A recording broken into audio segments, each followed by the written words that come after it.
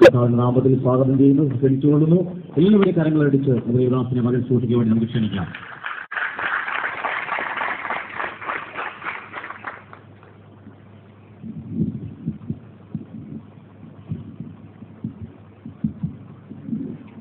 വേദിയിൽ സന്നദ്ധരായിട്ടുള്ള എല്ലാ അനുഗ്രഹീതരായ കർത്തൃദാസന്മാർക്കും ഈ ശബ്ദസമിക്കുള്ളിൽ ഞങ്ങൾ അവിടങ്ങളെ ശ്രദ്ധിക്കുന്ന എല്ലാ സുവിശേഷ ശ്രോതാക്കൾക്കും മസ്ലിത്തുകാരുടെ മുസ്ലിം നാമത്തിൽ ഞങ്ങളുടെ സ്നേഹാഭിവാദനങ്ങളെ ഈ സായാഹ്നവേളയിൽ അറിയിക്കുന്നു. ലോഗോസ് ചർച്ച് മിനിസ്ട്രിയുടെ ആഭിമുഖ്യത്തിൽ നടത്തപ്പെടുന്ന 18ാമത്തെ ഈ സുവിശേഷ മഹായോഗത്തിൽ ചില നീണ്ട വർഷങ്ങളോളമായിട്ടൊരു നിരന്തര പ്രഭാഷകനായിട്ട് എന്നെ ക്ഷണിക്കുന്ന ഈ വാത്സല്യ ചർച്ചിന്റെ നാഷണൽ പ്രസിഡന്റ് ആയിരിക്കുന്ന ബെഞ്ചമിൻ പാഷ അവർകൾ, കർത്താവിന്റെ ദാസി റോസ്മ ബെഞ്ചൻ അവർകൾ, അവരെയൊക്കെ ദാനമായി കൊടുത്ത 2 കുഞ്ഞുങ്ങൾ, സന്നദ്ധരായിട്ട് എല്ലാവർക്കും എൻ്റെ നന്ദി ഞാൻ രേഖപ്പെടുത്തുകയാണ്. നിരന്തരമായിട്ടുള്ള ഈ ദേശത്ത് എന്നെ ഒരിക്കൽ കൂടെ ക്ഷണിച്ചതിൽ അകമൊടിഞ്ഞ നന്ദി ഈ തരുണത്തിൽ ഞാൻ പ്രസ്ഥാനത്തോട് രേഖപ്പെടുത്തുകയാണ്. ഈ പ്രസ്ഥാനത്തിൽ ഒരു അംഗത്തെ പോലെ എന്നെ കാണുകയും സ്നേഹിക്കുകയും ചെയ്യുന്ന കർത്താവിൻ്റെ ദാസിനെയും ദാസിയെയും ഒരിക്കൽ കൂടെ എൻ്റെ ഹൃദയമായിട്ടുള്ള നന്ദി രേഖപ്പെടുത്തുന്നു. പേരെടുത്ത് പറയത്തക്കവണ്ണം ആദരണരായിട്ടുള്ള ഒരുപാട് ദൈവദാസന്മാർ ഈ വേദിയിലുണ്ട്. പ്രത്യേകിച്ച് ജോസഫ് അച്ഛൻ അവർകൾ, എന്നോടൊപ്പം കടന്നു വന്നിട്ടുള്ള ബഹുമാന്യരായ കർത്തൃദാസന്മാർ, കർത്താവിന്റെ ദാസൻ പ്രസാദ് പാസ്റ്റർ, ഈ ബൈബിൾ സ്കൂളിന്റെ അധ്യാപകനായി ചുമതല വഹിച്ചുകൊണ്ടിരുന്ന കർത്തൃദാസൻ പാസ്റ്റർ ഡേവിഡ് പാസ്റ്റർ, അതുപോലെ തന്നെ കർത്താവ് ജേക്കബ് ജോസഫ് അവர்கள், ഒരുപാട് ദൈവദാസന്മാരുണ്ട്. അവരെല്ലാവരെയും പേരെടുത്ത് പറയാൻ തക്കവണ്ണം ആദരണരായിട്ടുള്ള ഒരുപാട് ദൈവദാസന്മാർ ഈ വേദിയിലും അപ്പോൾ തന്നെ ഈ പന്തലിൽ ഇരിപ്പുണ്ട്. അവരെല്ലാവരും അതിനൊരിക്കൽ കൂടെ നന്ദി രേഖപ്പെടുത്തുന്നു. എല്ലാവരും ദൈവം സമൃദ്ധിയായിട്ട് ഇന്ന് രാത്രി അനുഗ്രഹിക്കട്ടെ. ഇന്ന് രാത്രി നമുക്ക് സവിശേഷമായി ചിന്തയ്ക്ക് ആധാരമായിട്ട് ഒരു വേദഭാഗം ഇന്ന് രാത്രി വായിക്കാം. വെളിപ്പാട് പുസ്തകം 20ാമത്തെ അധ്യായം അതിന്റെ 1ാമത്തെ വാക്യം ഇന്ന് രാത്രി നമ്മുടെ ചിന്തയ്ക്ക് ആധാരമായി നമുക്ക് വായിക്കാം. വെളിപ്പാട് പുസ്തകം 20ാമത്തെ അധ്യായം അതിന്റെ 1-2 വേദശകലങ്ങൾ, 1 മുതൽ 3 വരെയുള്ള വേദശകലങ്ങൾ ഇന്ന് രാത്രി ചിന്തയ്ക്ക് അനുബന്ധമായി നമുക്ക് വായിക്കാം.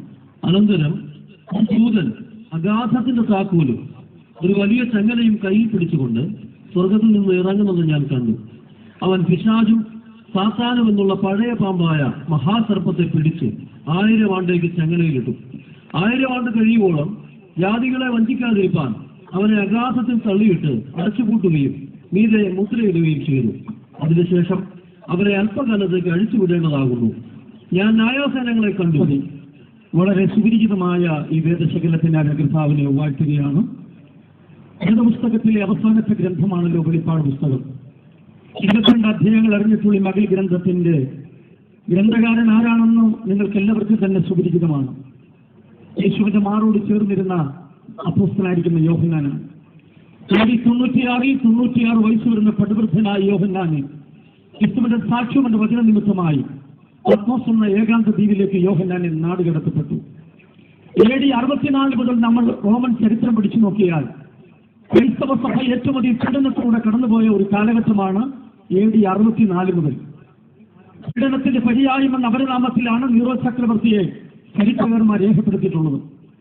അതിനേറെ നമ്മൾ പുറകോട്ട് പഠിച്ചു നോക്കിയാൽ 1-ാം നൂറ്റാണ്ട് മുതൽ ക്രൈസ്തവ സഭയെ തച്ചുടയ്ക്കുവാനായി ഒരുപാട് അന്ധകാര ശക്തികൾ കാലാന്തരത്തിൽ രംഗത്ത് വന്നിട്ടുണ്ട്.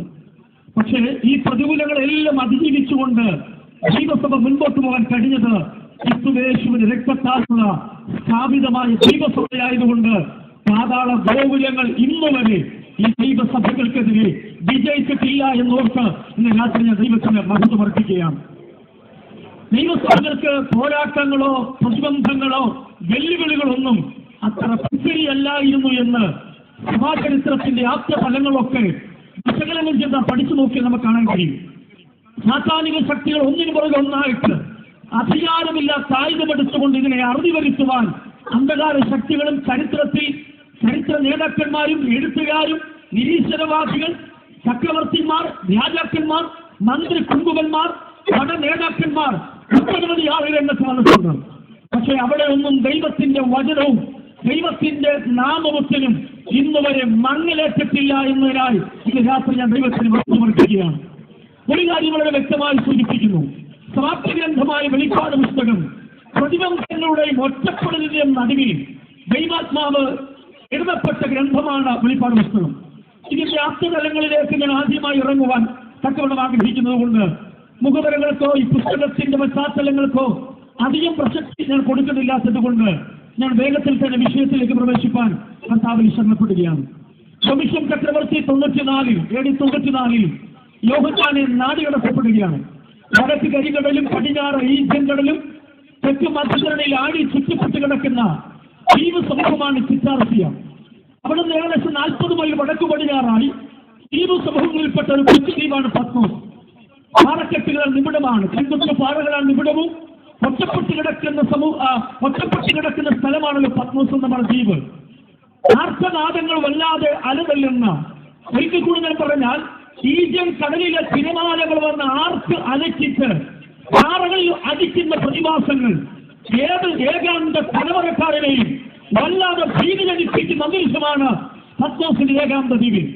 അത് ഒറ്റപ്പെട്ടു നിൽക്കുന്ന യോഹന്നാനെ സംബന്ധിച്ചിടത്തോളം ഈ ആർത്ത ശബ്ദങ്ങൾ തന്റെ കർണപടങ്ങളെ വല്ലാതെ ഭീതിയും അരോചവും ഉളവാക്കപ്പെടുമ്പോൾ ഇതിന്റെ നടുവിൽ കർത്തൃദിവസം വന്നപ്പോൾ യോഹന്നാൻ ആത്മവിവശനായി എന്ന് പരിശുദ്ധ വ്യക്തമായി രേഖപ്പെടുത്തുകയാണ്. ദുരന്തങ്ങളുടെ നടുവിലാണ് നാം പ്രാപിച്ച അഭിഷേകത്തിന്റെ ശക്തമായ വെളിപ്പാട് പ്രകടമായി വരുന്നത്. നമ്മളിൽ ഒളിക്കപ്പെട്ടിട്ടുള്ള അഭിഷേകം പ്രതിബന്ധങ്ങളുടെ നടുവിലാണ് അത് സിംഹത്തെ പോലെ ഗർജിച്ച് പുറത്തു വരുന്നത്. പ്രതിബന്ധം ഇല്ലാത്തപ്പോഴല്ല, പ്രതിബന്ധം ഏറുമ്പോഴാണ് നിന്നിൽ വ്യാപിക്കുന്ന അഭിഷേകം പ്രതിബന്ധങ്ങൾക്ക് മീതെ വെളിപ്പെടാൻ ഇടയാകുന്നു എന്ന് ഓർക്കുന്ന രാത്രി ദൈവത്തിന് വസ്തു വർദ്ധിക്കുകയാണ്. കർത്തൃദിവസം വന്നപ്പോൾ യോഹന്നാൻ ആത്മവിവശനായി. യോഹന്നാന് വെളിപ്പെട്ട അധ്യായങ്ങളാണ്, പ്രാവീണ്യ വിഷയങ്ങളാണ് 22 അധ്യായങ്ങളിൽ ആലേഖനം ചെയ്തിട്ടുള്ളത്. 1ാമത്തെ അധ്യായം തന്നെ തിരസ്കരിക്കപ്പെട്ട ക്രിസ്തുവിന്റെ വെളിപ്പാട് അനാച്ഛാദനം ചെയ്യുകയാണ്. 2, 3 അധ്യായങ്ങൾ 7 സഭകൾ, Ephesus, Smyrna, Pergamos, കൊരിന്ത, Sardis, Philadelphia, ലവോദിക്ക എന്നിത്യാദി 7 സഭകൾക്കുള്ള ശക്തമേറിയ ദൂത് പരിശുദ്ധ കൈമാറുകയാണ്. 4-5 അധ്യായങ്ങൾ ദൈവ കോടതിയുടെ മുമ്പിൽ ഭൂമിയുടെ ഭാഗ ഉടമ്പടി പത്രം ഏറ്റുവാങ്ങുവാൻ സ്വർഗത്തിന്റെ കോടതിയുടെ മുമ്പിൽ ആലീലനായ ദൈവപുത്രനാകുന്ന ക്രിസ്തുവിന്റെ വെളിപ്പാടാണ് 4-5 അധ്യായങ്ങൾ നമ്മൾ കാണുന്നത്. ഒന്നുകൂടെ പറഞ്ഞാൽ 4-5 അധ്യായങ്ങൾ 70ാമത്തെ ആഴ്ചവട്ടം അഥവാ മഹോദ്രവ കാലഘട്ടത്തിന്റെ ഒരുക്ക അധ്യായമാണ് 4-5 അധ്യായങ്ങൾ പ്രതിപാദിക്കുന്നത്. 6 മുതൽ തന്നെ പ്രവചനം ചുരുക്കി അടിക്കപ്പെടുകയാണ്. 6 മുദ്രകൾ, 7 മുദ്രകൾ, 7 ക്രോധകലശങ്ങൾ, 7 കാഹളങ്ങൾ എന്നിത്യാദി ചുരുളുകൾ 6 മുതൽ അധ്യായങ്ങൾ വെളിപ്പെടുകയാണ്. അനന്തരമായിട്ട് മണവാട്ടിക്ക് വേണ്ടി ഒരുങ്ങുന്ന ഒരു വലിയ 1200 നാഴിക സമുദ്ര കനവടിഭൂമായി നിർമ്മിച്ച ഒരു തങ്ക കരിവീതി, ഒരു തനി തങ്ക കൊട്ടാരം സ്വർഗത്തിൽ ഇറങ്ങുന്നതായിട്ട് യോഹന്നാൻ കാണുകയാണ്. അതിനുശേഷം ഹർമമുതൽ മഹായുദ്ധം, എതിർക്രിസ്തുവിന്റെ രംഗപ്രവേശനം. നമുക്കറിയാം, ഇറാഖ് എന്ന രാജ്യത്തെ കേന്ദ്രീകരിച്ചുകൊണ്ട് ലോകത്തിലെ വ്യവസായങ്ങൾ മുഴുവൻ ഒരൊറ്റ കമ്മ്യൂണിറ്റി നെറ്റ്വർക്കിന്മേൽ ക്രമീകരിച്ചുകൊണ്ട് ലോകത്തെ മുഴുവൻ ഭരിക്കുന്ന ഒരു ഭരണ സമുദായത്തിന്റെ രംഗപ്രവേശനങ്ങൾ എന്നിത്യാദിയുടെ ചുരുളുകൾ വെളിപ്പാട് പുസ്തകം 22 അധ്യായങ്ങളുടെ ഭാഗങ്ങളിൽ വളരെ ആധികാരികമായിട്ട് രേഖപ്പെടുത്തുകയാണ്. അതിൽ 20ാമത്തെ അധ്യായമാണ് ഇന്ന് രാത്രി നമ്മൾ വായിച്ചിട്ടുള്ളത്. വളരെ ഗൗരവേറിയതും വളരെ ആഴമേറിയ ഒരു വിഷയമാണ് 20ാമത്തെ അധ്യായത്തിൽ രേഖപ്പെടുത്തിയിട്ടുള്ളത്. വെളിപ്പാട് പുസ്തകം 1ാമത്തെ അധ്യായത്തിൽ ക്രിസ്തുവിന്റെ വെളിപ്പാടിനെ പ്രകടമാകുന്ന ഭാഗം നമ്മളവിടെ കാണുന്നുണ്ട്. യോഹന്നാൻ പറയുന്നവൻ അവനെ കണ്ടിട്ട് മരിച്ചവനെ പോലെ അവന്റെ കാൽക്കൽ വീണു. യോഹന്നാൻ നീ ആരാണെന്ന് പോലും ചോദിക്കാൻ കഴിയാത്ത വിധത്തിൽ ശാരീരികമായിട്ട് വിവശതയിൽ, ശാരീരികമായി ബലഹീനമായിട്ട് കർത്താവിന്റെ കാൽക്കൽ വീഴുന്നതായിട്ട് നമ്മളിവിടെ കാണുന്നുണ്ട്. അവനെ കണ്ട മാത്രയിൽ തന്നെ നീ ആരാവുന്നു കർത്താവേ എന്നുപോലും ചോദിക്കാൻ തന്റെ അധരം ഒന്ന് തുറക്കാൻ പോലും ത്രാണിയില്ലാത്ത വിധത്തിൽ മരിച്ചവനെ പോലെ അവന്റെ കാൽക്കൽ വീണു. എന്നാൽ യേശു അവരെ വ്യക്തമായി വെളിപ്പെടുത്തി പറയുന്നു. യോഹന്നാനോട് പറയാണ്, യോഹന്നാനെ ഭയപ്പെടേണ്ട, ഞാൻ ആദ്യനും അന്ത്യനുമാണ്. മുമ്പ് ഞാൻ മരിച്ചവനായിരുന്നു, ഇപ്പോൾ എന്നേക്കും ജീവിച്ചിരിക്കുന്നവനാണ്. അൽഫയും ഒമേഗയും എന്ന് പറഞ്ഞുകൊണ്ട് യേശു തന്നെ അധ്യായത്തിൽ വെളിപ്പെടുത്തുകയാണ്.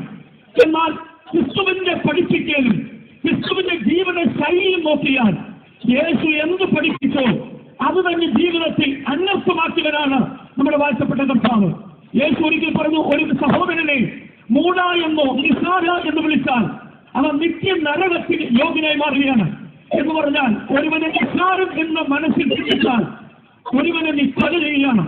നയപ്രമാണ കർശനമായ കൽപ്പനകളോ പൊതുനിയമത്തിലെ കൽപ്പനകളോ ഇതിൽ ഏതാണ് കർശനമായി എന്നുള്ളത് നാം ചിന്തിച്ച് പഠിച്ചു നോക്കിയാൽ ന്യായപ്രമാണത്തെക്കാൾ കർശനമായുള്ള കൽപ്പനയാണ് പൊതുനിയമം എന്നുള്ള യാഥാർത്ഥ്യത നമ്മൾ തിരിച്ചറിയണം.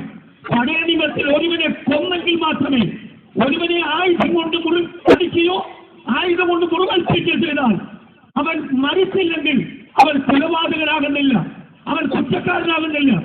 എന്നാൽ പൊതുനിയമത്തിൽ അങ്ങനെയല്ല. ഒരുവനെ ആയുധം കൊണ്ട് ഉപദ്രവിക്കണമെന്നില്ല, ഒരുവനെ ആയുധം കൊണ്ട് ആക്രമിക്കണമെന്നില്ല. മനസ്സിൽ അവൻ നിസ്സാരൻ എന്നെണ്ണിയാൽ അവൻ കൊലപാതകനാകുമെന്നാണ് യേശു കർത്താവിനെ പഠിപ്പിക്കൽ. എന്ന് പറഞ്ഞാൽ യേശു എല്ലാവരെയും ഒരുപോലെ ആദരിച്ചവരാണ്. ഒരാളെ പോലും യേശു അവഗണിക്കപ്പെട്ടില്ല. ഏതു വ്യക്തിത്വങ്ങളെയും തന്റെ അടുക്കൽ വന്ന പണ്ഡിതരെയും പാവനരെയും കുജാരനെയും കുബേരനെയും ഉടിമയും പാശ്ചാത്യനെന്നോ പൗരസ്ഥനെന്നോ കറുത്തവനെന്നോ വെളുത്തവനെന്നോ സൗന്ദര്യമുള്ളവനെന്നോ സൗന്ദര്യമില്ലാത്തവനെന്നോ കർത്താവിന് വ്യത്യാസമില്ലായിരുന്നു. എല്ലാവരെയും ഒരുപോലെ പരിഗണിച്ചവനാണ് നമ്മുടെ വാഴ്ത്തപ്പെട്ട കർത്താവ്. ആ കാലഘട്ടങ്ങളിൽ സമൂഹം ഏറ്റവും അധികം വെറുക്കപ്പെട്ടവരാണ് കുഷ്ഠരോഗികൾ.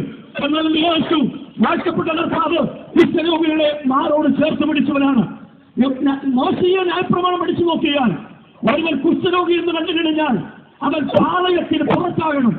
അവൻ കുഷ്ഠരോഗിയുടെ രോഗം മാറിയെന്ന് കുഷ്ഠരോഗി തന്നെ സ്ഥിരീകരിച്ചിട്ട് തന്റെ മക്കളോടുകൂടിയോ തന്റെ ഭാര്യയോടോ തന്റെ സ്വന്തം ജനത്തോടുകൂടിയോ ഒരുമിച്ച് വ്യാപാരക്കാൻ അനുവാദമില്ല. കുഷ്ഠരോഗം മാറിയെന്ന് രോഗിതൻ സ്ഥിരീകരിക്കണം. എങ്കിൽ മാത്രമേ ന്യായപ്രമാണം അനുസരിച്ച് ഒരുവനെ കൂടാരത്തിനകത്ത് കിടക്കാൻ വ്യവസ്ഥയുള്ളൂ. എന്നാൽ ഇതൊന്നും കർത്താവ് നോക്കിയില്ല.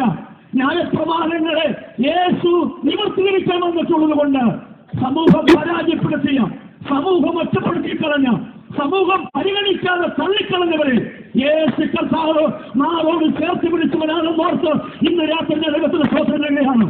ഒരു കാര്യം പറയാം, ഇന്ന് രാത്രി പ്രസംഗത്തിന്റെ പ്രഥമ സമയത്തിൽ പറയാം, ഒരുപക്ഷെ സമൂഹത്തിന് മുമ്പിൽ നിന്നെ പരിഗണിക്കപ്പെടാതെ നിന്റെ കഴിവുകളോ നിന്റെ ബലങ്ങളെയോ നിന്റെ അറിവുകളെയോ ആരും പരിഗണിക്കാതെ എല്ലാവരും പരിഗണിക്കുന്നെങ്കിൽ ഇന്ന് രാത്രി ഓർത്തുകൊള്ളുക, എല്ലാവരും പരിഗണിച്ചാലും ചേർത്തുപിടിക്കുന്ന ഒരു സ്നേഹം ഇന്ന് രാത്രി സ്വന്തനകത്ത് വ്യാപിക്കുന്നു. അത് നഷ്ടനായ യേശുവിൻ്റെതാകിയാൽ ഇന്ന് രാത്രി കരങ്ങൾ ഉയർത്തി കർത്താവിനെ സ്വാതന്ത്ര്യമാക്കി. ശാരീരിക ബലഹീനതയിൽ പിടിക്കപ്പെട്ടൊരു സ്ത്രീയെ ന്യായപ്രമാണത്തിന്റെ കർക്കശമായ കൽപ്പന നിമിത്തമായി കയ്യിൽ കല്ലുവെന്തിക്കൊണ്ട് നൂറുകണക്കിന് ആളുകൾ അവളെ പിന്തുടരുകയാണ്. പ്രാണരക്ഷാർത്ഥമെന്ന നിലയിൽ ഓടുവാൻ ത്രാണിയില്ലാത്ത ആ പെൺകുട്ടി ഓടുകയാണ്. ഓടിച്ചെന്ന് അവൾ വിറങ്ങലിച്ച് വീഴുന്നത് യേശു കർത്താവിന്റെ കാൽക്കലിയുടെയാണ്. അവളെ കണ്ണുനീരുകൊണ്ട് യേശുവിന്റെ കാൽക്കൽ അവൾ കരുതുകൊണ്ട് കാല് നനഞ്ഞുകൊണ്ടിരിക്കുന്ന സമയമാണ്. എന്നാൽ വന്നവരാരാണെന്നോ ചുറ്റും കയ്യിൽ കല്ലുവേണ്ടി വന്നവരെ യേശു ഒന്നും ഗമനിക്കുന്നില്ല. തിരുവനന്തപുരത്തിൽ സുവിശേഷം എഴുതിയിരിക്കുകയാണ്, യേശു നിലത്ത് കുനിഞ്ഞ് നിലത്തവൻ എന്തോ എഴുതിക്കൊണ്ടിരുന്നു. എന്താണ് എഴുതിയെന്ന് ചരിത്രത്തിലോ ബൈബിളിലോ രേഖപ്പെടുത്തിയിട്ടില്ലാത്തത് കൊണ്ട് അതിനെക്കുറിച്ച് വിവരിക്കുവാൻ ഞാൻ ആഗ്രഹിക്കപ്പെടുന്നില്ല. എന്നാൽ യേശു നിലത്ത് കുനിഞ്ഞ് എഴുതിക്കൊണ്ടിരുന്നു. എന്നാൽ കല്ല് വേണ്ടിക്കൊണ്ട് വന്നവൻ അവളെ എറിഞ്ഞുകൊല്ലുവാൻ ഭാവിക്കുന്ന സമയത്ത് യേശു കുനിഞ്ഞിരുന്നു കൊണ്ട് തന്നെ അവരോട് പറയാണ്, നിങ്ങളിൽ പാപമില്ലാത്തവൻ ഇവളെ കല്ലെറിയട്ടെ എന്ന് പറഞ്ഞു. കല്ലു വേണ്ടി വന്നവർ നിസാര നിമിഷങ്ങളിൽ തന്നെ ഊറി കയ്യിൽ നിന്നും കല്ല് താഴേക്ക് വീണു. വെറുതെ കല്ലെടുത്തവർ കല്ലു വേണ്ടിക്കൊണ്ട് അരുമനാഥിന്റെ അടുക്കൽ വന്നവർ ആ കല്ല് താഴെ വീണു. ഒരു കാര്യം ഇന്ന് രാത്രി പറയട്ടെ, നിനക്കെതിരെ കല്ലെടുക്കുന്നവർ ആയിരങ്ങൾ നിനക്ക് ചുറ്റും നിന്നാലും ഇന്ന് രാത്രി ഒറ്റക്കാര്യം ചെയ്താൽ മതി. വരേണ്ടവന്റെ കാൽ കീഴ് ഇന്ന് രാത്രി ഇരുന്ന് കറങ്ങി മതി. വെറുതെ കല്ലെടുക്കുന്നവർ കല്ല് താഴെയിട്ട് പോകത്തക്ക വിധത്തിൽ ഇന്ന് രാത്രി വിടുവിക്കാൻ കഴിയുന്നവരുടെ കൃപ ഇന്ന് രാത്രി ഇവിടെ വ്യാപിക്കുന്നുണ്ട്. സ്വതം അവരെടുത്ത കല്ലുകൾ താഴായി മാറി. ഈ നിമിഷം വരെയും യേശു കഴിഞ്ഞ് നിലത്തെഴുതിക്കൊണ്ടിരുന്നു. എല്ലാവരും പോയെന്ന് യേശു സ്ഥിരീകരിച്ചു. ഉടനെ യേശു തല ഉയർത്തിക്കൊണ്ട് അവളെ നോക്കിയിട്ട് ചോദിച്ചു, മകളെ വന്ന ഞാനും നിന്റെ കുറ്റം ലഭിക്കുന്നില്ല. അടുത്ത ഭാഗമാണ് വളരെ ശ്രദ്ധാർഹം. ഇനിയും നീ പാപം ചെയ്തല്ലേ എന്ന് പറഞ്ഞവളെ പറഞ്ഞയച്ചു. ഒരു കാര്യം ശ്രദ്ധിക്കണമേ, ഇവൾ പാപം ചെയ്തവനാണെന്ന് സമൂഹത്തിന് അറിയാം, യേശുവിന് നന്നായിട്ടറിയാം. പക്ഷെ യേശുവിന്റെ അടുക്കൽ വന്നിട്ട് യേശു എല്ലാവരും നിന്നപ്പോൾ ഇവൾ പാപം ചെയ്യരുതെന്ന് യേശു വിലക്കിയില്ല. അതിന്റെ അർത്ഥം അറിയാമോ? നീ ഇനി പാപം ചെയ്യരുതെന്ന് ഒരു വാക്ക് പറഞ്ഞിരുന്നെങ്കിൽ ചുറ്റും കല്ലെറിയവർ അവളെ കല്ലെറിഞ്ഞുമായിരുന്നു. അതിന്റെ അർത്ഥം അറിയാമോ? യേശു എല്ലാവരും പോയി കഴിഞ്ഞപ്പോൾ അവന്റെ കാൽക്കൽ നിന്നവളോട് പറയുന്ന മകളെ ഇനി നീ പാപം ചെയ്യരുത് എന്ന് പറഞ്ഞതിന്റെ അർത്ഥം അറിയാമോ? യേശു വ്യക്തിത്വങ്ങളെ ആദരിക്കുന്നവരാണ്, അവൻ ഹനിക്കുന്നവരല്ല എന്നോർത്ത് ഇന്ന് രാത്രി ദൈവത്തിൽ നന്ദി പറയുകയാണ്. യേശുവിനെ പഠിപ്പിക്കൽ നിങ്ങൾ ശ്രദ്ധിച്ചില്ലേ? സഭയുടെ ശാസ്ത്രമനുസരിച്ച് സഭയുടെ നടത്തിപ്പിനെ കുറിച്ച് യേശു വിശകലനമായി പ്രഭാഷണം നടത്തുന്ന കൂട്ടത്തിൽ മത്തായി സുവിശേഷം 18 നിങ്ങൾ പഠിച്ചു നോക്കുമ്പോൾ യേശു പറഞ്ഞൊരു കാര്യമുണ്ട്. ഒരുവൻ കുറ്റം ചെയ്താൽ അവനെ നിങ്ങൾ പൊതുവിൽ അവനെ അവഗണിക്കരുത്. അവൻ ഏകനായിരിക്കുമ്പോൾ നീ അവന്റെ അടുക്കൽ ചെല്ലണം. ഇതിനർത്ഥം എന്താണ്? യേശുവിന്റെ പഠിപ്പിക്കലാണ് ഒരുവനെയും വ്യക്തിപരമായി ഹനിക്കുന്നവരല്ല നമ്മുടെ വാഴ്ത്തപ്പെട്ട കർത്താവെന്നോർത്ത് ഇന്ന് രാത്രി നിങ്ങളെ ഫോൺ ചെയ്യുന്നു. ഇന്ന് രാത്രി നിനക്കെതിരെ ആരെങ്കിലും വെറുതെ കല്ലെടുത്തിട്ടുണ്ടെങ്കിൽ ഇന്ന് രാത്രി നീ ഭാരപ്പെടരുത്. നന്നായി ഇന്ന് രാത്രി നിങ്ങളെ ആദരിക്കുന്ന ഒരുവൻ ഇന്ന് രാത്രി പന്തനകത്ത് വന്നിട്ടുണ്ട്. എത്ര പേർ വിശ്വസിക്കുന്നുണ്ട്? അവർ ഇന്ന് രാത്രി ആദരം തുറന്ന് ഇന്ന് രാത്രി നിങ്ങൾക്ക് ഒന്ന് കുതിച്ചാട്ടെ. ഹല്ലേലൂയ. യേശുവിന്റെ പഠിപ്പിക്കലുകളും യേശുവിന്റെ ജീവിത രീതികളും ഒരേ തലത്തിൽ നമ്മൾ ഇവിടെ കാണുകയാണ്. അവനെ ഭയപ്പെടേണ്ട എന്ന് പറഞ്ഞ് യേശു ബലപ്പെടുത്തുന്നുണ്ട്. ആ ഭാഗ്യങ്ങളെല്ലാം ഞാൻ വിടുകയാണ്. വേഗത്തിൽ വിഷയത്തിലേക്ക് എത്തിപ്പെടുവാൻ കർത്താവിൽ ഇന്ന് രാത്രി ഞാൻ ശ്രദ്ധപ്പെടുകയാണ്. 20 വാക്യം അധ്യായത്തിലെ 1, 2, 3 വാക്യങ്ങൾ ഒരിക്കൽ കൂടെ എന്നെ വായിച്ച് സഹായിക്കാൻ ഞാൻ നിങ്ങളെ ഒരിക്കൽ കൂടെ ഓർമ്മപ്പെടുത്തുകയാണ്. അനന്തരം ഒരു ദൂതൻ അഗാധത്തിന്റെ താക്കോലും ഒരു വലിയ ചങ്ങലയും കയ്യിൽ പിടിച്ചുകൊണ്ട് സ്വർഗത്തിൽ നിന്ന് ഇറങ്ങുന്നത് ഞാൻ കണ്ടു. അവൻ പിശാചും സാത്താനും എന്നുള്ള പഴയ പാമ്പായ മഹാസർപ്പത്തെ പിടിച്ച് 1000 ആണ്ടേക്ക് ചങ്ങലയിലിട്ടു. 1000 ആണ്ട് കഴിയുമ്പോളം ജാതികളെ വഞ്ചിക്കാതിരിപ്പാൻ അവനെ അഗാധത്തിൽ തള്ളിയിട്ട് അടച്ചുപൂട്ടുകയും ഇതിനെ മുദ്രയിടുകയും ചെയ്തു. അതിനുശേഷം അവനെ അല്പകാലത്തേക്ക് അടിച്ചുവിടേണ്ടതാകുന്നു. അഗാധത്തിന്റെ താക്കോലിനെന്തിക്കൊണ്ട് ഒരു വലിയ ചങ്ങലയും കയ്യിൽ പിടിച്ചുകൊണ്ട് സ്വർഗത്തിൽ നിന്ന് ഇറങ്ങുന്ന ഒരാളെ യോഹന്നാൻ കാണുകയും അവൻ അഗാധകുമം തുറന്നു. ഇതേ ഭാഗം തന്നെ വെളിപ്പാട് പുസ്തകം 9-ാമത്തെ അധ്യായത്തിൽ വെളിപ്പാടുകാരനായി യോഹന്നാൻ പറയുന്നു, ഒരു അഗാധകുമം തുറക്കാൻ ഒരാൾക്ക് അധികാരം കിട്ടി. അദ്ദേഹത്തിന് അധികാരം കിട്ടിയിരിക്കുന്ന ഭാഗത്തെക്കുറിച്ച് രേഖപ്പെടുത്തുമ്പോൾ അവൻ ആകാശത്ത് നിന്നും ഒരു നക്ഷത്രം നിലത്ത് വീണു കിടക്കുന്നത് ഞാൻ കണ്ടു. അവന് അഗാധകുമത്തിന് താക്കോൽ ലഭിച്ചു. അവൻ അഗാധകുമം തുറന്നു എന്ന് വ്യക്തമായിട്ട് അവർ രേഖപ്പെടുത്തുകയാണ്. ഈ 2 വ്യക്തികളും രണ്ടും രണ്ടാണ്. 9-ാം അധ്യായത്തിൽ കണ്ട് ആകാശത്ത് നിന്നും വീട് കിടക്കുന്ന നക്ഷത്രം, അതാരാണ് നമുക്കറിയാം. ആകാശത്തിൽ വീട് കിടക്കുന്ന നക്ഷത്രം എന്ന് വേദപുസ്തകം ഭാമാലങ്കാരങ്ങൾക്ക് രേഖപ്പെടുത്തിയിരിക്കുന്നത് son of the morning star എന്ന് പറയുന്നത്, അരുണോദപുത്രനാകുന്ന ശുക്രൻ എന്ന് വിളിച്ചിരിക്കുന്നത് അത് മറ്റാരുമല്ല, ലൂസിഫറിനെയാണ്. അപ്പോൾ വെളിപ്പാട് പുസ്തകം 9-ാം അധ്യായത്തിൽ കാണുന്നത് അഗാധകുമത്തിന്റെ താക്കോൽ ലഭിച്ചത് പൈശാചിക വൃന്ദത്തിനാണ്, അല്ലെങ്കിൽ ലൂസിഫറും അവന്റെ അനുചരന്മാർക്കുമാണ്. എന്നാൽ 20-ാമത്തെ അധ്യായത്തിൽ കാണുന്നത് സ്വർഗത്തിൽ നിന്ന് ഒരുവൻ കയ്യിൽ വലിയൊരു ചങ്ങല പിടിച്ചുകൊണ്ട് അവൻ സ്വർഗത്തിൽ നിറങ്ങി വരുന്നതായിട്ടാണ് കാണുന്നത്. അതുകൊണ്ട് ഇത് സാത്താനിക ശക്തി അല്ല എന്നുള്ളത് വ്യക്തമായി രേഖപ്പെടുത്തേണ്ടതും പഠിക്കേണ്ടതുമായ കാര്യമാണ്. ഇവിടെ അഗാധകുമം തുറക്കുകയാണ്. 20-ാമത്തെ അധ്യായം സൂചിപ്പിക്കുന്നതും കാണുന്നതും ഇസ്രായേലിന്റെ ബന്ധത്തിൽ 70-ാമത്തെ ആഴ്ചവട്ടത്തെ കേന്ദ്രീകരിച്ചുകൊണ്ടാണ്. 69 ആഴ്ചവട്ടത്തിന് ശേഷം 69-ന്റെയും 70-ന്റെയും നടുവിലുള്ള ഒരു പരമറ്റിക്കൽ പീരീഡ് അഥവാ ഒരു കൃപായുഗത്തിന്റെ ഒരു കാലഘട്ടത്തിലാണ് പാർക്കുന്നത്. ഈ കൃപായുഗത്തിന്റെ കാലഘട്ടം അവസാനിക്കണമെങ്കിൽ കർത്താവ് തന്റെ ഗംഭീരനാദത്തോടും പ്രധാന ദൂതന്റെ ശബ്ദത്തോടും സ്വർഗ്ഗത്തിലെ കാഹളത്തോട് ഇറങ്ങി വരുമ്പോൾ ക്രിസ്തുവിൽ മരിച്ചവർ മുൻപേ ഉയർത്തെഴുന്നേൽക്കുകയും പിന്നെ ജീവനോടിരിക്കുന്ന ആമോദത്തിൽ രൂപാന്തരപ്പെട്ട് അവനെ എതിരേൽപ്പാൻ ആകാശം മേഘങ്ങളിൽ എടുക്കപ്പെടും. അത് സംഭവിക്കപ്പെടണമെങ്കിൽ കർത്താവിന്റെ കാഹളം ധരിക്കണം. ദൈവത്തിന്റെ കാഹളം ധരിച്ച ശേഷമുള്ള ദൈവസഭ എടുക്കപ്പെട്ടതിന് ശേഷമുള്ള സംവദിഹാസമാണ് 20-ാമത്തെ അധ്യായത്തിൽ രേഖപ്പെടുത്തിയിട്ടുള്ളത്.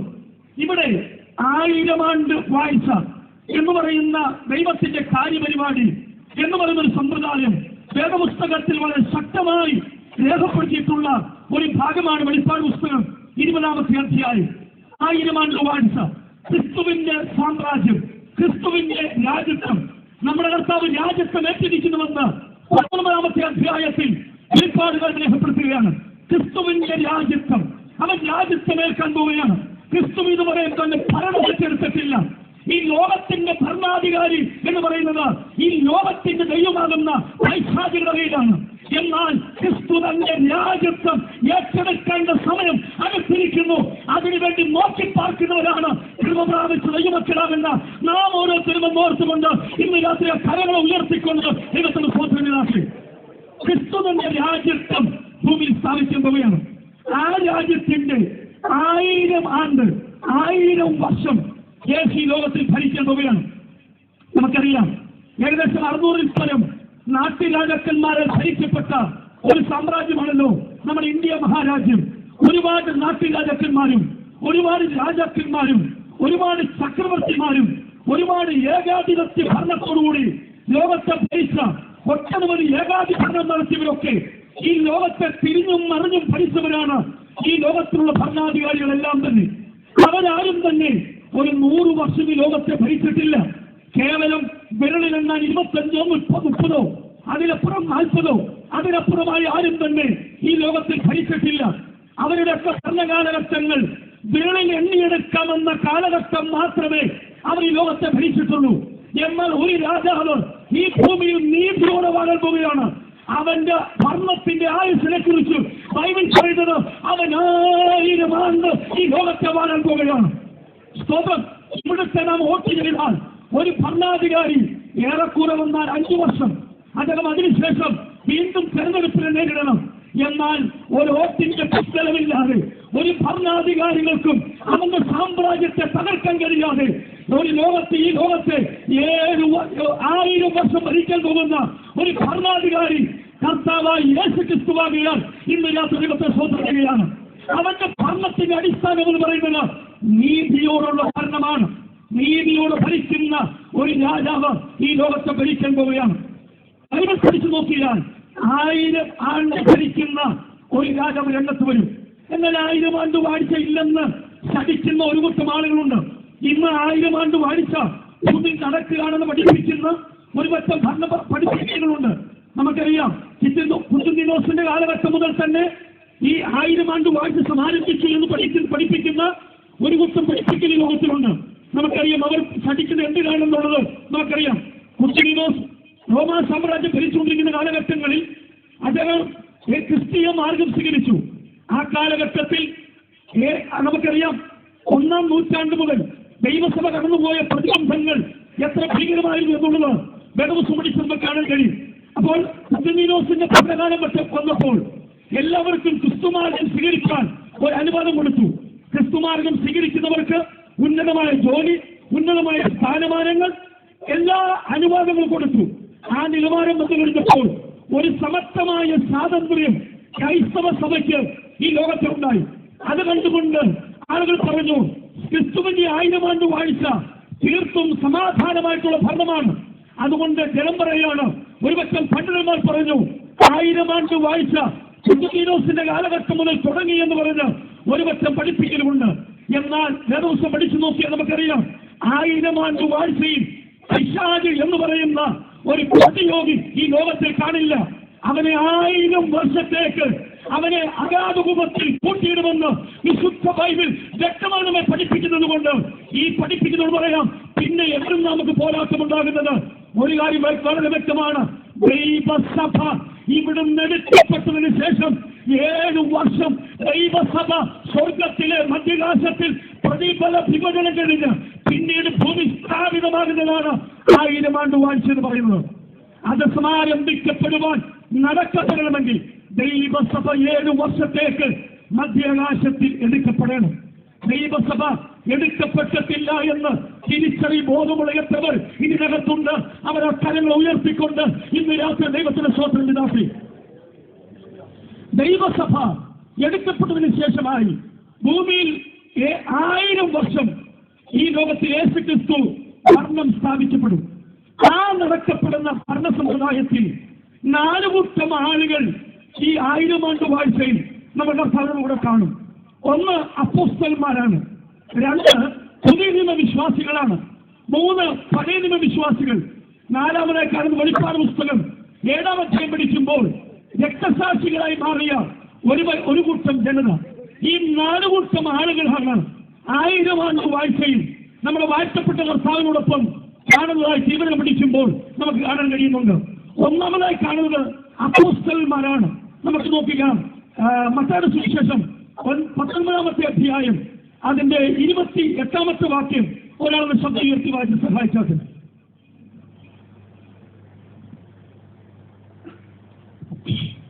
മത്തായിയുടെ സുവിശേഷം 19-ാം അധ്യായം 28 മുതൽ.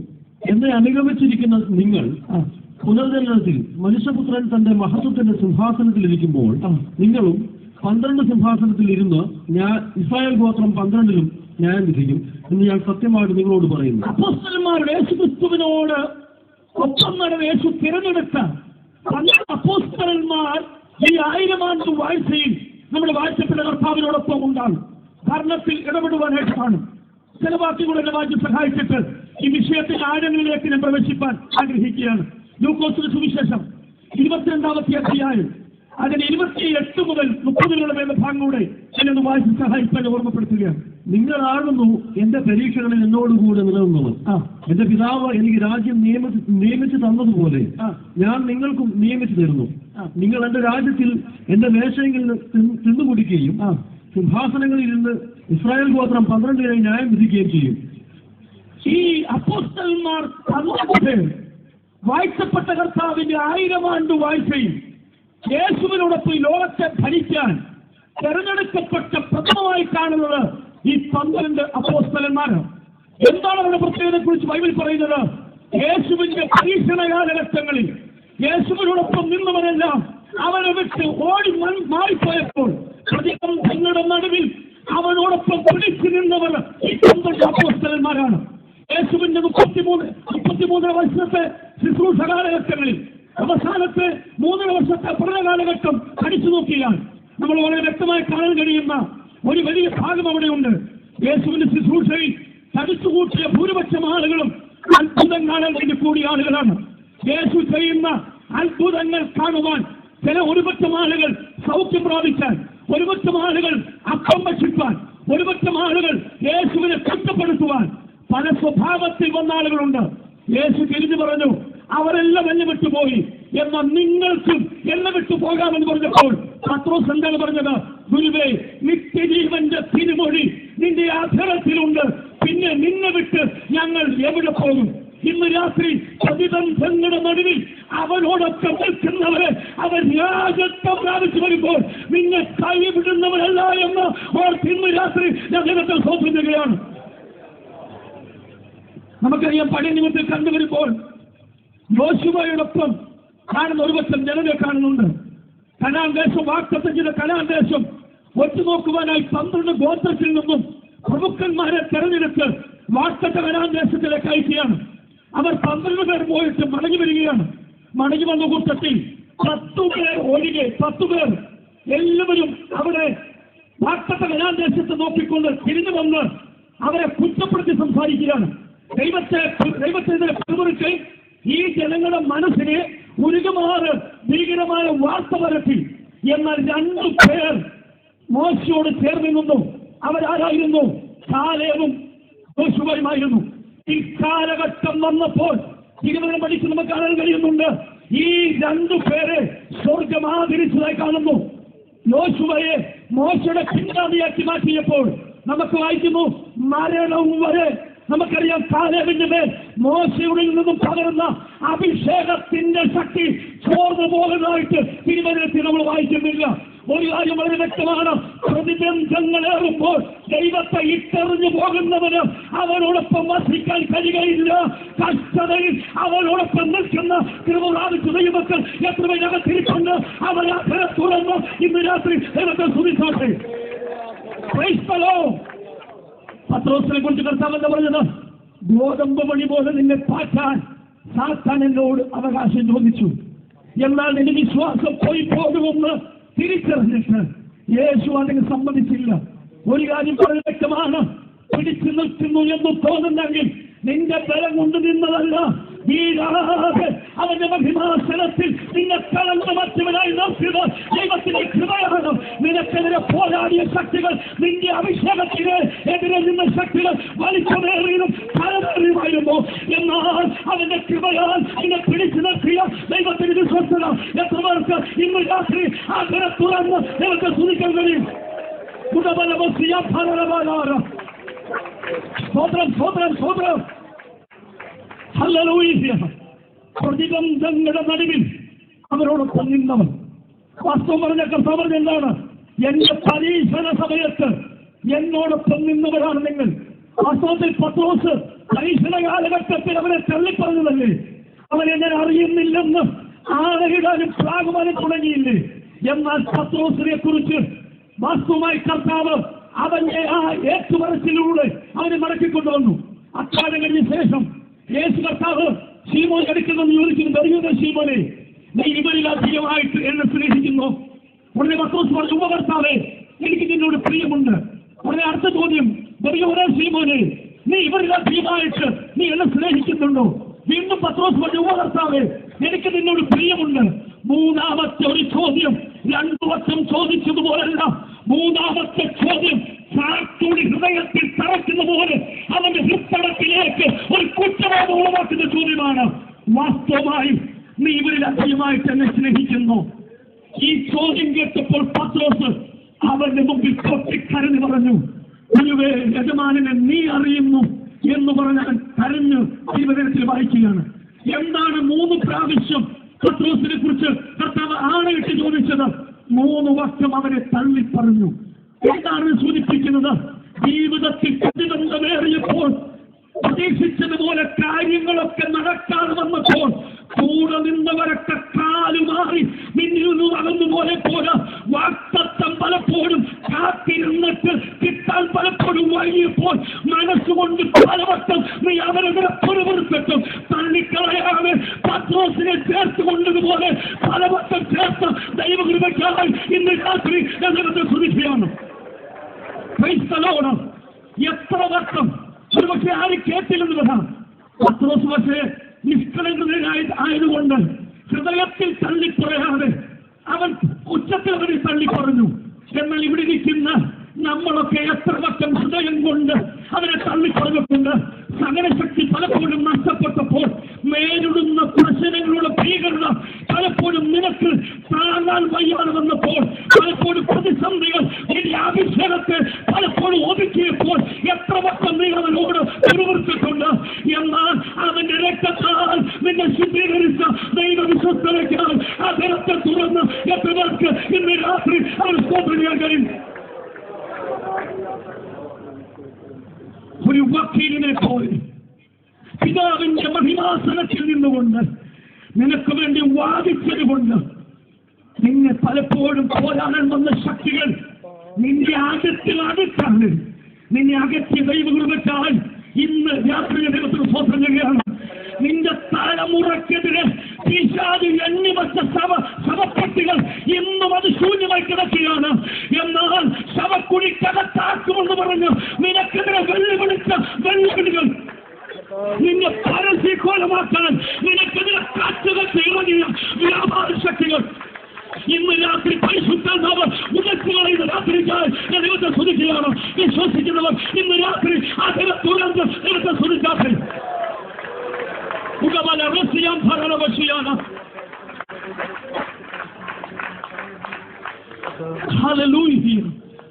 ഇന്ന് രാത്രി പരിശുദ്ധാത്മാവ് നിന്റെ അഭിഷേകത്തിനെതിരെ, നിന്റെ നിലനിൽപ്പിനെതിരെ, നിന്നിൽ പകർന്നിട്ടുള്ള അഭിഷേകത്തിനെതിരെ ഇന്ന് രാത്രി നടക്കുന്ന പടയൊരുക്കങ്ങളെ ഇന്ന് രാത്രി ആത്മാവ് ഉടയ്ക്കുന്ന രാത്രി അറിയാം.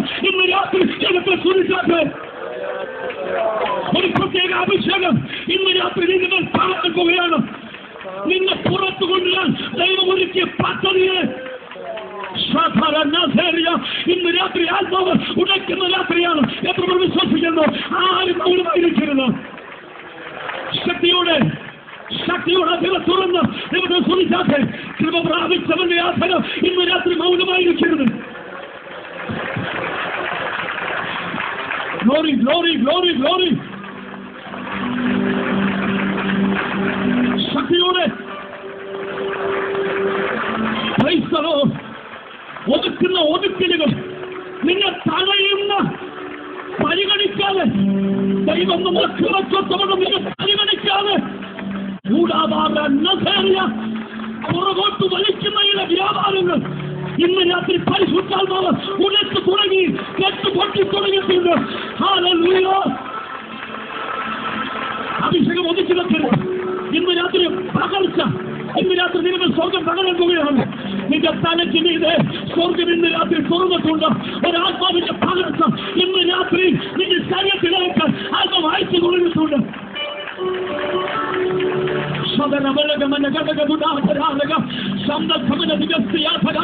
നിന്റെ തലമുറയ്ക്കെതിരെ എഴുതി ചാർത്തിയുടെ കെട്ടുകൾ അത് പൊട്ടിക്കുകയാണ്.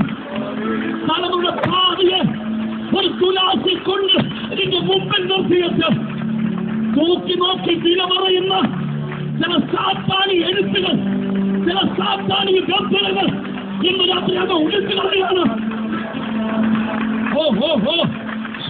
ശക്തിയോടെ അഭിഷേകത്തിന് ബലത്തോടെ ആരും മൗനമായിരിക്കുന്നു.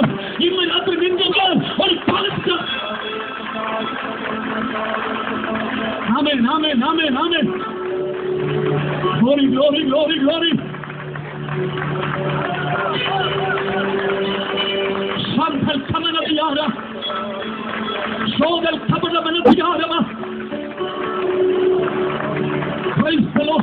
നിന്റെ നിലനിൽപ്പിനെ ചോദ്യം ചെയ്യുന്ന ഭൗതിക നന്മകളെ മുഴുവൻ അടച്ചു കളഞ്ഞ് നിന്റെ നിലനിൽപ്പിനെ ചോദ്യം ചെയ്യുന്ന ഉള്ളതും മുഴുവൻ നിന്ന് നഷ്ടപ്പെടുത്തി നിലനിൽപ്പിനെ ചോദ്യം ചെയ്ത് നിന്റെ വഴികളെ അടയ്ക്കുന്ന പോലുകൾ അടിച്ചു തുടങ്ങി. ഞാൻ നന്നായി ആത്മാവിൽ അറിയുന്നു.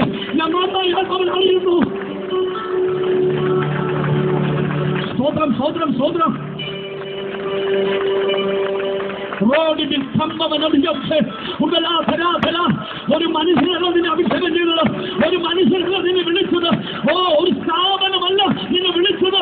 അഭിഷേകം തന്നത് അത്ഭുതങ്ങളായ ദൈവമാണ്. നിനക്കെതിരെ വെറുതെ കല്ലെടുക്കുന്നവൻ ഇന്ന് രാത്രി നിനക്ക് ചുറ്റും കല്ലെടുത്തുകൊണ്ട് എതിരെ നിൽക്കുന്നവന്നുകൊണ്ട് നിന്റെ അടുക്കൽ ഒരുവൻ കുനിഞ്ഞിരിപ്പുണ്ട്. അവൻ നിന്റെ മുഖത്തിന് നേരിട്ട് മുഖം എഴുന്നേൽക്കുകയാണ്. സാധാരണ എന്റെ കുഞ്ഞിനെതിരെടുത്ത കല്ലുകൾ ഇന്ന് രാത്രി സ്വർഗ്ഗത്തിലുള്ള രാത്രിയാണ്.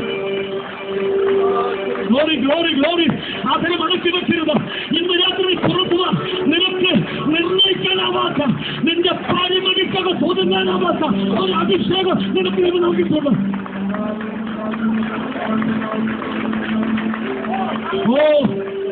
വാക്തത്വങ്ങൾ എത്ര നിനക്ക് ലഭിച്ചു, വാക്തത്വങ്ങൾ എത്ര ലഭിച്ചിട്ടുണ്ട്. അവയെ ഒതുക്കുന്ന മണ്ഡലം എന്ന് രാത്രിയാണിട്ട്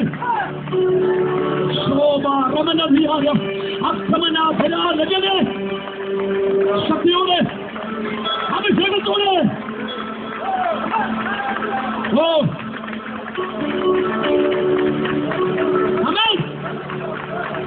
നിന്റെ ശുശ്രൂഷയെ വെല്ലുവിളിക്കുന്ന വ്യാപാരങ്ങൾ പരിശുദ്ധം വ്യക്തമായിട്ട് ശുശ്രൂഷ ഏൽപ്പിക്കുന്ന അഭിഷക്തന്മാരോട് ആത്മാവിന്റെ രാത്രി ഇടപെടുകയാണോ? നിനക്കിവിടെ എന്താണ് കാര്യം? ചൂരത്തോടെ ചുമട്ടി നിന്നും അഭിഷേകത്തോടെ പുറത്തു വരിക. പ്രതിബന്ധത്തിന്റെ ചൂരച്ചുമത്തിൽ വേഗം ഒതുങ്ങിയതുപോലെ പ്രശ്നങ്ങളും പ്രതിബന്ധങ്ങളും നിന്നയിട്ട് ഒതുക്കുന്ന മണ്ഡലത്തിൽ നിന്നും ദൈവമക്കൾ ഇന്ന് രാത്രി പുറത്തു വരിക. ഹല്ലേലൂയ. നിന്നെ ആദരിക്കും ഒരുവൻ ഇന്ന് രാത്രി ഈ പന്തനകത്ത് വന്നിട്ടുണ്ട്. സ്വർഗ്ഗം ആദരിക്കാൻ ഇന്ന് രാത്രി നിനക്ക് വേണ്ടി ചില പദ്ധതികൾ സ്വർഗ്ഗം തയ്യാറാക്കി വെക്കണം.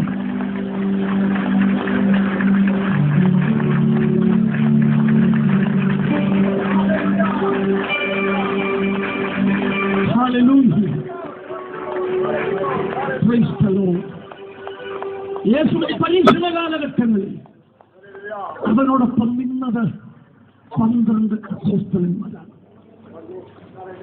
അവനെ ആദരിക്കുന്നവരെ തിരിച്ച് ആദരിക്കുന്നവനാണ്. നിറകണ്ണുകളോട് ഒരിക്കൽ പത്രോസ് അവരോട് ചോദിച്ചു, സകലതും വിട്ട് ഇറങ്ങിയ ഞങ്ങൾ നിന്റെ പുറകെ വന്നു, ഞങ്ങൾക്ക് എന്ത് കിട്ടും? ഈ ചോദ്യത്തിന് അവർക്ക് ഉത്തരം പറഞ്ഞു. ഇസ്രായേൽ മക്കളുടെ 12 ഗോത്രത്തിൽ 12 സിംഹാസനങ്ങൾ ഇട്ടിട്ട് ഞാൻ നിങ്ങളെ എന്നോടൊപ്പം എന്റെ പിതാവ് എനിക്ക് തരുന്ന അധിരാജ്യത്തിൽ ആ രാജ്യത്വത്തിന്റെ ചെങ്കോൽ ഞാൻ നിങ്ങളുടെ കയ്യിൽ കൈമാറും. ഇപ്പോൾ നിങ്ങൾ ലോകത്തിന്റെ പരിഗണന നോക്കരുത്. പള്ളി അങ്ങാടി ചെല്ലുമ്പോൾ വന്നതും പള്ളി ചെല്ലുമ്പോൾ മുഖ്യാസനവും പരീശന്മാരും സാധുക്കളും നോക്കുകയാണ്. കർത്താവ് പറയാണ്, നിങ്ങളിപ്പോൾ അത് നോക്കരുത്. നിങ്ങൾ നോക്കേണ്ടത് എന്റെ പിതാവിന്റെ രാജ്യത്തിൽ എന്നെ ഏൽപ്പിക്കുമ്പോൾ ആ രാജ്യത്വത്തിന്റെ ചെങ്കോൽ ഞാൻ നിങ്ങളുടെ കൈമാറാൻ പോകുന്നത്. സ്തോത്രം, സ്തോത്രം. ഇവിടെ വിട്ടതിന്റെ വെറുത്തതിന്റെ വില ഇവിടെയല്ല നീ അറിയാൻ പോകുന്നത്, അവന്റെ രാജ്യത്വത്തിനാകില്ല. ഇന്ന് രാത്രി ഞാൻ ദൈവത്തെ സ്തുതിക്കുകയാണ്. ഹല്ലേലൂയ. ആ ഭാഗം ഞാൻ വിഷയം അല്പം വിസ്തൃതി ഉള്ളതുകൊണ്ട് ഞാൻ ആ ഭാഗം എന്റെ സമയത്തിനുള്ള ഈ പ്രസംഗം വിരമിപ്പിക്കണമല്ലോ. അതുകൊണ്ട് ഞാൻ ആ ഭാഗം വീണ്ടും മുന്നോട്ട് പോവുകയാണ്. രണ്ടാമതായി കാണുന്നത് പുതിയ വിശ്വാസികളാണ്. നിങ്ങളെന്ന് നോക്കിക്കാണ് വെളിപ്പാട് പുസ്തകം 2-ാമത്തെ അധ്യായം എടുക്കാം. അതിന് 26 മുതൽ 29 വരെയുള്ള വാക്യങ്ങൾ ഒന്ന് വായിച്ച് സഹായിക്കട്ടെ. വെളിപ്പാട് പുസ്തകം 2-ാമത്തെ അധ്യായം 26 മുതൽ 29 വരെയുള്ള വാക്യം. ജയിക്കുകയും ഞാൻ കൽപ്പിച്ച പ്രവർത്തികളെ അവസാനത്തോളം അനുഷ്ഠിക്കുകയും ചെയ്യുന്നവന് പിതാവ് എനിക്ക് തന്നതുപോലെ ഞാൻ ജാതികളുടെ മേൽ അധികാരം കൊടുക്കും. അവൻ ഇരുമ്പ് കോൽ കൊണ്ട് അവരെ മേയ്ക്കും. അവർ കുശവന്റെ പാത്രങ്ങൾ പോലെ നുറുങ്ങിപ്പോകും. ഇത് പുതിയ വിശ്വാസികൾക്കുള്ള ഒരു അധികാരം. 1000 ആണ്ട് വാഴ്ചയിൽ അപ്പോസ്തലന്മാർ സിംഹാസനത്തിൽ ഇരിക്കുന്നത് പോലെ തന്നെ നമ്മുടെ പ്രവൃത്തികൾക്ക് അനുസൃതമായിട്ട് ദൈവം നമുക്ക് അധികാരങ്ങൾ എത്തും. ഈ ലോകത്തിലെ രാജ്യങ്ങൾക്ക് വേണ്ടി, പാർട്ടികൾക്ക് വേണ്ടി രക്തസാക്ഷിയായി തീർന്ന ആയിരങ്ങൾ നമുക്ക് കാണാൻ കഴിയും. അവർക്ക് ഒരുപക്ഷെ രാജ്യങ്ങളോ രാജാക്കന്മാരോ ഒന്നിൽ അവരുടെ സ്മരണാർത്ഥമായിട്ട് ഒരു രക്തസാക്ഷി മണ്ഡപം പണി, ഇല്ലെങ്കിൽ ഒരു പുഷ്പാർച്ചന നടത്തും, ഇല്ലെങ്കിൽ അവർ ചെയ്യുന്നത് അവരുടെ അടുത്ത ബന്ധുക്കൾക്ക് ഒരു പ്രത്യേകമായിട്ടുള്ള ഒരു പാരിതോഷികമോ ഒരു പ്രത്യേക ഫണ്ടോ അവർക്ക് വേണ്ടി വേർതിരിക്കപ്പെടും. എന്നാൽ തന്റെ രാജ്യത്തിന് വേണ്ടി അധ്വാനിക്കുന്ന ദൈവമക്കൾക്ക് വേണ്ടി, തന്റെ രാജ്യത്വത്തിന് വേണ്ടി ജീവൻ ബലിയർപ്പിച്ച വിശുദ്ധന്മാർക്ക് വേണ്ടി ഒരു രക്തസാക്ഷി മണ്ഡപം പണിയല്ല അവന്റെ പദ്ധതി. ഒരു പുഷ്പാർച്ചന നടത്തുകയല്ല, ഒരു ഫണ്ട് ചേർന്ന് നിന്റെ ഒരു ദേശം മുഴുവൻ പിരിക്കുന്ന പരിപാടിയല്ല. പിന്നെ എന്താണ് ചെയ്യുന്നത്? ഒരു നേതാക്കന്മാരും ചെയ്യാൻ കഴിയാത്തത് അവൻ നിനക്ക് വേണ്ടി ചെയ്യും. എന്താണ് ചെയ്യുന്നത്? നിന്റെ ശരീരത്തെ അവൻ പുനരുദ്ധാനത്തിൽ അവൻ കൊണ്ടുവരുമെന്ന് ഓർത്ത് ഇന്ന് രാത്രി ദൈവത്തിന് സ്തോത്രം. സ്തോത്രം. ഒരു നേതാക്കന്മാർക്കും ചെയ്യാൻ കഴിയാത്തത് അവന്റെ കാഹളത്തിൽ നിന്റെ കല്ലറ തുറക്കപ്പെടുകയും ഈ മർത്യ ശരീരം അമർത്യമാർന്ന ശരീരത്തെ പ്രാപിച്ച് ഈ ദ്രവത്വമുള്ളത് അദ്രവത്വത്തെ പ്രാപിച്ച് നാം അവന് വേണ്ടി രൂപാന്തരപ്പെട്ട് എഴുന്നേറ്റ് വരുമെന്നോർത്ത് എത്ര പേർക്ക് ഇന്ന് രാത്രി ദൈവത്തിന് സ്തോത്രം ചെയ്യാൻ കഴിയും. സ്തോത്രം. ഇവിടെ രാജ്യത്തിൽ ഒരു പാർട്ടിക്ക് വേണ്ടി അധ്വാനിച്ചാൽ അവരവരുടെ കഴിവിനൊത്തുവണ്ണമാണ് സ്ഥാനം കൊടുക്കുന്നത്. അവരുടെ വിദ്യാഭ്യാസ യോഗ്യത അനുസരിച്ചാണ് അവർക്ക് പദവികൾ വീതം ചെയ്യുന്നത്. എന്നാൽ നിത്യതയിൽ 1000 ആണ്ട് വാഴ്ചയിൽ നിന്റെ വിദ്യാഭ്യാസത്തിന് ഒരു പ്രസക്തിയും അവിടെ ഇല്ല.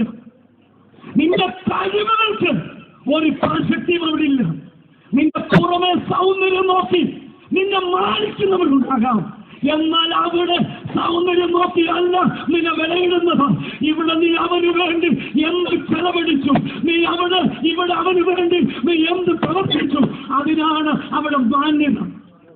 സ്തോത്രം. അവനവന്റെ പ്രവൃത്തികൾ അവനവനെ പിന്തുടരും. സ്തോത്രം. അവിടെ ചെല്ലുമ്പോൾ നമ്മൾ അവന്റെ നാമത്തിന് വേണ്ടി കഷ്ടപ്പെട്ടതിന്റെ പ്രതിഫലം അവന്റെ രാജ്യത്തെ നമ്മുടെ കയ്യിലെത്തി. സ്തോത്രം. ഒരു പക്ഷെ നമ്മുടെ പേര് വിളിക്കും. ഈ 18 വർഷമായി പ്രിയ നഞ്ഞവും പാസും റോസ്മാന്റിയൊക്കെ സുദീർഘമായ കൺവെൻഷൻ നടത്തി. അവർ അധ്വാനിച്ചതും പണം മുടക്കിയതിന്റെയും വിലയനുസരിച്ച് ഒരുപക്ഷെ ഒരു പഞ്ചായത്ത് ഒരുപക്ഷെ അവർക്ക് ഭരിക്കാൻ കൊടുക്കാം, ഒരുപക്ഷെ ഒരു സ്റ്റേറ്റ് അവിടെ നിലനിർത്തിക്കാം. ആവണ്ണം പോലെ ഞാനും നീയും അവന് വേണ്ടി രഹസ്യമായി പരസ്യമായി കഷ്ടപ്പെട്ടതിന്റെ പ്രതിഫലമായിട്ട് ഓരോ ഭാഗങ്ങൾ വിഭാഗിച്ച് നമ്മുടെ കൈവശം തരും. എത്ര പേർക്ക് ഇന്ന് രാത്രി സന്തോഷമുണ്ട്? അവർ കരമുയർത്തിക്കൊണ്ട് അവർക്ക് സുനിച്ചാക്കണം. സ്തോത്രം. ഇവിടെ നാം അവന് വേണ്ടി എത്ര ത്യാഗം സഹിച്ചു, അതനുസരിച്ച് അവനോടൊപ്പം ഭരിക്കാൻ അധികാരത്തിന്റെ ചെങ്കോൽ നിന്റെ കൈവശം തരും. സ്തോത്രം. സ്തോത്രം. ഇവിടുത്തെ ഇന്ന് പഞ്ചായത്ത് മെമ്പർമാർക്ക് എന്നാ ഗമയാണ്, ഇവിടുത്തെ MLA-മാർക്ക് എന്ത് ഗമയാ? കേവലം 5 വർഷമേ ഉള്ളൂ. എന്നാൽ നമ്മൾ 1000 വർഷം ഈ ലോകത്തെ ഭരിക്കുന്ന ഭരണകർത്താക്കളാണ് ഇവിടെ ഇരിക്കുന്ന ഓരോ ദൈവമക്കളും. രാജ്യങ്ങളെ ഭരിക്കുന്നവർ, സംസ്ഥാനങ്ങളെ ഭരിക്കുന്നവർ, ഒരു ഡിസ്ട്രിക്റ്റിനെ ഭരിക്കുന്ന എത്ര ഭരണാധികാരികളാണ് ഇവിടെ ഇരിക്കുന്നത്. അവരെത്ര പേർക്ക് ഇന്ന് രാത്രി ദൈവത്തിന് സ്തുതിക്കാൻ കഴിയും? സ്തോത്രം. ഇപ്പൊ നമ്മൾ ആരൊക്കെയാണെന്ന് ഇപ്പോൾ അറിയില്ല. 1000 ആണ്ട് വാഴ്ചയിൽ അറിയുന്നത് കർത്താവിന് വേണ്ടി ബന്ധപ്പെട്ടവന്റെ വില. ഇവിടെ നമ്മൾ പലരും വില കുറിച്ച് കാണുന്നില്ലേ? ഇവിടെ വില ഇടുന്നവർ പുറം നോക്കിയ ഒരിക്കൽ സമൂഹം പറഞ്ഞ് സൗദിനെ അഭിഷേകം നഷ്ടപ്പെട്ടു. ദാവീദിനെ അഭിഷേകം ചെയ്യുമ്പോൾ അഭിഷേകം എടുത്തോണ്ട് പോകുമ്പോൾ എന്താണ് സമൂഹം പറഞ്ഞത്?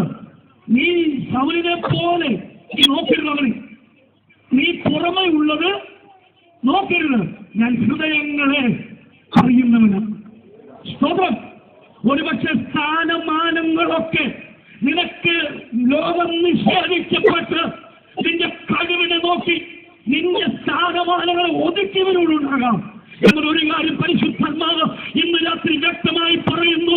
നീ രഹസ്യമായി ഒഴിച്ച കണ്ണുനീരില്ലേ, നീ രഹസ്യമായി ആരും അറിയാതെ അവന് വേണ്ടി അധ്വാനിച്ചില്ലേ, അതിനൊക്കെ വന്ന് അവന്റെ രാജ്യത്തെത്തി അവരോടൊപ്പം സിംഹാസനത്തിൽ ഇരുന്ന് നാം ഭരിക്കുന്ന നാഴിക അടുത്തിരിക്കുന്നു എന്ന് എത്ര പേർക്ക് ഇന്ന് രാത്രി സന്തോഷത്തോട് നിങ്ങൾക്ക് ശ്രദ്ധിക്കാൻ കഴിയും?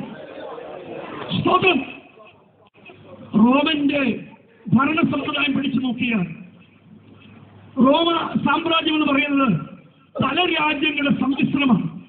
ഒരുപാട് രാജ്യങ്ങളുടെ സമ്മിശ്ര ഭരണമാണല്ലോ റോമ സാമ്രാജ്യം. ലോകത്തിലെ 4 ലോകങ്ങളിൽ ഏറ്റവും വിസ്തൃതമാർന്ന 4ാമത്തെ ലോകമാണല്ലോ റോമ സാമ്രാജ്യം. ആ റോമ സാമ്രാജ്യങ്ങളെ ഗവർണർമാരായിട്ടും രാജാക്കന്മാരുമായിട്ടും വേർതിരിച്ച് ഭരിച്ചു. അവരുടെ പ്രധാന ഭരണാധികാരി എന്ന് പറയുന്നത് ചക്രവർത്തിമാരാണ്. റോമിനെ ബേസ് ചെയ്തുകൊണ്ട് ലോകത്തിലെ ഭരണങ്ങളെ മുഴുവൻ നിയന്ത്രിച്ചിരുന്നു. അപ്പോൾ ഇന്ത്യ ഭരിക്കുന്ന ചില രാജാക്കന്മാരുണ്ടെങ്കിൽ അവർ രാജ്യത്തെ നിൽക്കുവാനായിട്ട് അവർ പോകേണ്ടത് റോമിലാണ്. അവർ റോമിൽ ഭരണം വെക്കാൻ പോകുന്നു. ആ ഒരു സമ്പ്രദായം ആ കാലഘട്ടത്തിൽ ഉണ്ടായിരുന്നു. അപ്പോൾ ആ സമ്പ്രദായമുള്ള കാലഘട്ടത്തിൽ നോക്കിക്കൊണ്ടാണ് നമ്മുടെ വാഴ്ചപ്പെട്ട കർത്താവ് ഒരു ഉപമാലങ്കാരം പറഞ്ഞത്. അതിലേക്ക് ഇനി ഞാൻ വിഷയത്തിലേക്ക് കടക്കും മുമ്പായിട്ട് കർത്താവിന് വേണ്ടി കൊടുക്കുവാനുള്ള സമയങ്ങളിൽ വേർതിരിക്കാൻ കർത്താവിൽ ശ്രമപ്പെടുന്നു. സ്വപ്രയാഴ്ചയുള്ള സമയം വേർതിരിക്കുകയും